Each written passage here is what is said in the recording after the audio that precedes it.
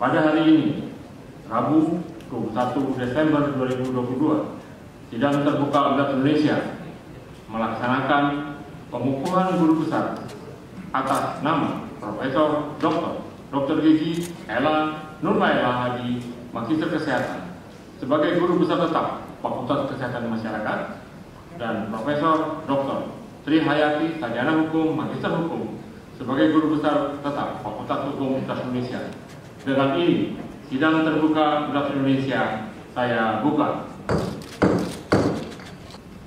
Beliau akan membacakan pidato pengukuhannya yang berjudul Perkembangan dan Tantangan Determinan Sosial Kesehatan dalam Mewujudkan Kesetaraan Kesehatan di Indonesia. Silakan.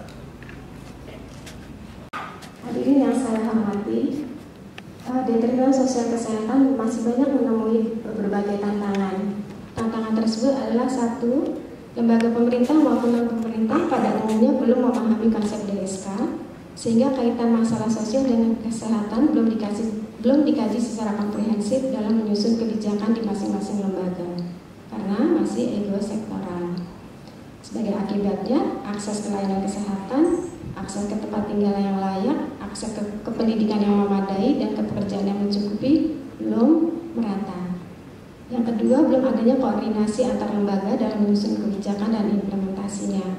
Karena itu perlu ada koordinator yang mengkoordinir isu-isu sosial di bidang kesehatan dan diusulkan Kemenko PMK serta Bappenas dianggap sebagai lembaga yang kompeten. Yang ketiga, sistem pemerintahan desentralisasi juga menyebabkan kesenjangan yang lebih besar di tingkat lokal, karena kewenangan dan otonomi ada pada pemangku kepentingan lokal, serta masih kurang disertakannya pihak-pihak terkait dalam menyusun kebijakan. Yang terakhir, tantangannya adalah pemantauan ini kata DSK belum dilakukan secara khusus, karena belum ada lembaga khusus yang mengelola DSK di Indonesia. Hadirin yang saya hormati, sebelum menutup pidato ini, alhamdulillah saya panjatkan puji syukur kehadirat Allah Subhanahu wa Ta'ala atas limpahan, nikmat, karunia, dan kasih sayangnya yang tidak putus. Profesor Dr. Tri Hayati, Sarjana Hukum, Magister Hukum, dan selanjutnya saya persilakan untuk membaca pidato pengukuhan yang berjudul Konsesi dalam Perspektif Hukum Administrasi Negara Perizinan Sektor Pertambangan di Indonesia.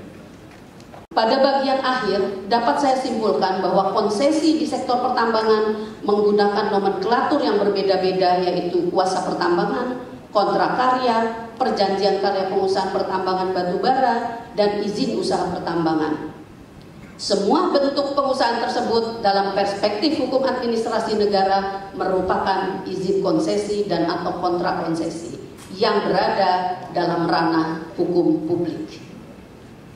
Simpulan terakhir bahwa konsesi merupakan salah satu bentuk perizinan dalam perspektif hukum administrasi negara, dan konsesi merupakan pilihan yang tepat untuk digunakan dalam pengusahaan sumber daya alam sebagaimana diamanatkan pasal 33 ayat 3 Undang-Undang Dasar NRI 1945.